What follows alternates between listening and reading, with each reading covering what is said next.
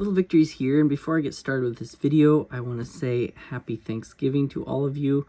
I wish you and your families the best, and I also want to thank you for supporting and enjoying my channel, watching my videos. I really am thankful and I appreciate it.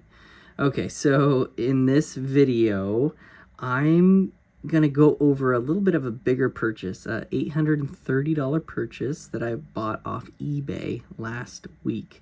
And I wanted to share it with you guys because I think it has some great tips in it, and you get to understand some of my buying processes and justifications.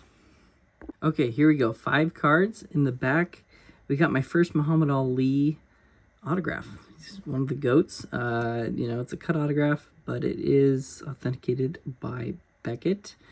And it's in one of those nice big slabs, so I'm a fan. And then I'll quickly go over the other ones. Jason Kelce, rookie card. A Giannis. It is a Leaf Pro set, but it is, one of the greatest basketball players autographed. And Jokic, 2015 Prism rookie. And the Kobe Bryant foil, 50th anniversary, 1996. Okay, so now that you've seen them, I will describe the purchase. So it started out with me searching and really wanting this particular card. He really only has one rookie card, and it's out of this 2017 Unparalleled. There's lots of different variations, but I enjoyed this variation the most because of the color match. It's got that cool kind of light green, lime green. And I just really wanted it. Love them or hate them, the Kelces, Travis Kelce and Jason Kelce. I like how they have big personalities and are in the spotlight. I think that helps the value of their cards and market in general. And I think it's good for their, relevance during their career and beyond retirement. I can't imagine what these two are going to do after retirement. And I love how they both are surefire first ballot Hall of Famers. One of my buddies sent me this pic right here, and it made me laugh, so I just wanted to quickly share it with you guys. All right, so I usually only buy auction style on eBay, and I recommend doing that. That's where you're going to get the best deals. So I suggest sniping away on auctions when you can. But a lot of times, a card is rare enough where there aren't any auctions available, and you still really want it. So then you check if there are any buy it nows and hope there is one with a best offer option. Unfortunately, for the Kelce, it didn't have a best offer option, but the buy it now price was fairly reasonable. It was $149.99, which isn't too bad. And in my head, I was hoping to get one for around $110. So also the tip, don't be shy. Even though they don't have a best offer option, go ahead and contact them, message them through eBay, and just say, hey, are you willing to go 130? I would keep the offer pretty reasonable, since there's probably a reason why they don't have that best offer option. And what's the worst thing that can happen? They just say no or don't respond. That's not a big deal. But in this case, I did notice the seller was running this special sale, and it was a buy 4 items from them and get 1 free. So I thought, wouldn't it be nice if I looked at their other listings and they had 4 other cards I liked for around the $150 price point? Then essentially I would be getting this card for free. So I checked out their listings, and I did find some I wanted, and that's what these cards are. So I paid $150 for this. This one was $150. This one was $180. A little steep, I know. And this Kobe was $200, and it looked so clean in the pictures. And then Muhammad Ali was a little more, but I checked comps and it was pretty affordable. It was $299.99, so $300. So there you go with that deal. So I got that Kelce for free, and it came to around $830 for all 5. Seemed high, but let's go ahead and go through my justification. So the next thing I thought about was, how was the condition of the raw cards I was going to purchase? That's huge. You know, did the cards look centered and pretty clean from the pictures? And all of them did for the most part. Also, you need to quickly scan the seller's other items they have in their eBay store, because you need to know if the seller is a grader or not. Meaning, do they send in all their nice condition cards to PSA? And, you know, if that's the case, is their whole inventory graded cards? If it is, then you know the raw cards you are about to purchase have flaws and aren't gradable, because otherwise they would have graded it, right? But in this case, the majority of the seller's inventory was raw, with just, you know, a smattering of BGS, PSA, and SGC cards. So this gave me hope. So with that said, my next step was to crunch the numbers. This is where I make sure the worst case scenario doesn't put me in a giant hole. So let's go over the numbers real quick. So what I do is I essentially just add up the comps for the cards in the worst case grade I think they would get, and see if that number is a reasonable loss, worst case. But then I also add up a best case scenario number, all the while assuming the actual result will probably be somewhere in the middle. And then I compare the purchase price to the price in the middle, and then you have a good comparison of a potential profit opportunity. So let's go ahead and show an example of all of this, of how I work it. So for the Kelce, I figured worst case it would get a PSA 8, and they go for around $100. A PSA 9 goes for around 180, maybe 200, and a PSA 10 have the opportunity to go for, gosh, I don't know, around 380, somewhere around there. You'd be shocked. I actually bought, it was a different variation of this, or a different parallel, off CompT for like 55 bucks, and it graded it, and it got a 10, and I think I flipped it for, man, it sold for around 500. I'll put the number up right there. It was pretty crazy. So that's the numbers on that one. Let's do the Muhammad Ali.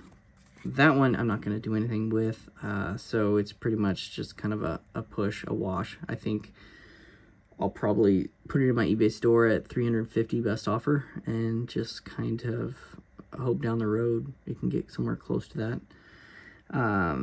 Let's do the Jokic. The Jokic, you know, I paid 180. I figured worst case it gets an 8, and that would have been $130. A 9, a PSA 9, maybe $200, and a PSA 10. Best case scenario, we get $625. The Kobe, I figured worst case, based on the pictures, from what I saw, it looked like a PSA 7, worst case, $140, a PSA 8, $250, and a PSA 9, which would have been incredible, really hard for a condition-sensitive card, would be $525, $550. For a 9.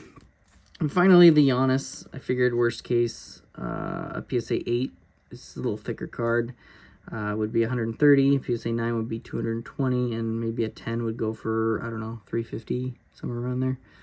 That would be nice. So those are the kind of the numbers I was working with, and then I added them all up, and the worst case numbers came to $775. Go ahead and subtract that from what I paid, $830, and you got $55. So then take another $80 off for grading fees, 4 cards, say 20 bucks each, and I'm looking at $135 risk. I think that's worst case that I would lose $135. Okay, but now let's look at best case scenario. It's always more fun, right? The best case came to $2,255. Incredible. Minus 830, it came to about $1,425. Minus the 80 in grading fees came to $1,345. So that's would be profit. That would be incredible. But that's best case scenario. It's not going to happen. But it's fun to look at, right?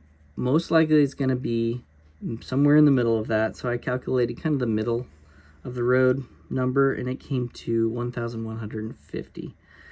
Minus 830 cost into it came to 320, minus the $80 grading fee came to $240 profit. So that's kind of what I'm shooting for, a $240 profit with, but it still has that potential for the boom in case one of these hits it a little bigger.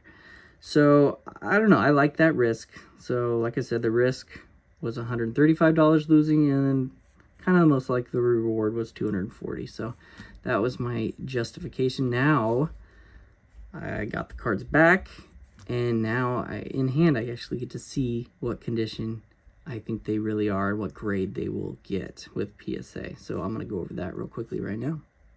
All right, so I looked over the Kobe really well, and I was pleasantly surprised. This was a good one.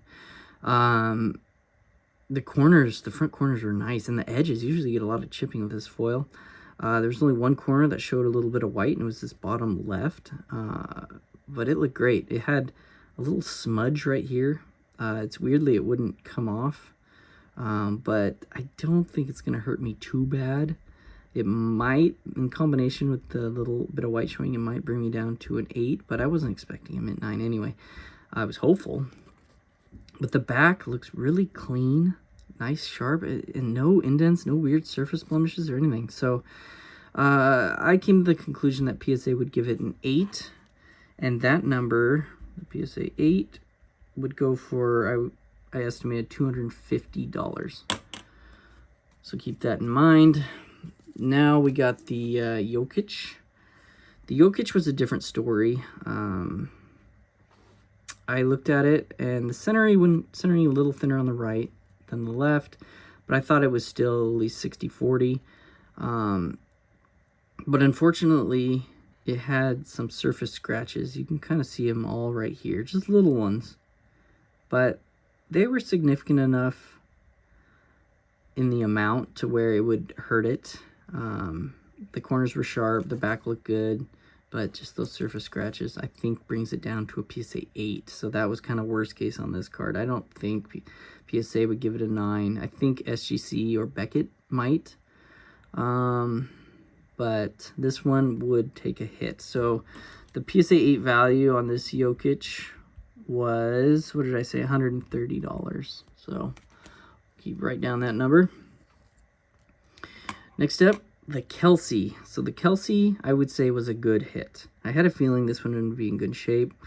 I looked it over. The front is gem mint. It was centered up. Just kind of look at the rookie logo. That helps. And this border to the U, and then the end of this white to the edge there, and then top to bottom. It looked pretty good. My only concern was this little white on the edge, and just a touch of white on that corner, and a little touch of white on this corner. I mean, it's slim. It has a shot at a gem 10. It really does, a PSA gem 10. I would put it at a 30% chance at a 10 and a 70% chance at a 9. So most likely it's going to be a mint 9. But I'm hopeful about this card. You never know. So that number was we'll say $180 for that mint 9. All right. Next up was the Giannis, and unfortunately, this one, I'll just go ahead and pull it out and show you, it was centered. It was centered, and the corners were clean, especially for a thick card. I was very surprised. But the surface, I will show you what I didn't like right there. There and there. It's factory, weird little printing defect. And I was like, okay, I don't think that could squeeze and pass as a 9, so that's unfortunate. And then I looked on the back, and I did see more of those little right there and there. Same kind of printing defect. Otherwise, the card was great. So I say this, not every card's meant to be graded. I don't think this one needs to be graded. I just don't. So I probably took a hit on this. I would assume, I'm going to say raw value of $130. So $130. And then finally, I don't have to do anything with that Muhammad Ali. Just a cool looking card. Well, I don't know if I can call it a card. But anyway, it looks like maybe he dated when he signed it 2 days before Christmas, maybe in 1994. either way, it's kind of cool. Historic autographs. You know, originally paid the $300. I'll say, worst case, I get $280 for it, right? Okay. So let's add up those 5 numbers, and we'll see where I ended up and the potential profit. All right, so that number came to $970 minus the $830 I spent, and then minus $60 for the 3 cards I would grade, and that came to $80 profit, which is not much. It's too risky to spend that much and hopefully only make $80. And then maybe take away eBay selling fees. So it's pretty much like a push. So not my best purchase, but not my worst either. I still think there's potential in this because that Kelce might hit the 10, and that's going to push me up another 300. So that would help, or maybe another 200, I mean. And then you never know on this Kobe, if the grader's feeling generous, its centering's within. It just has that little corner. So it, you know, you never know. Friendly grader might get a mint 9, but it's most likely an 8.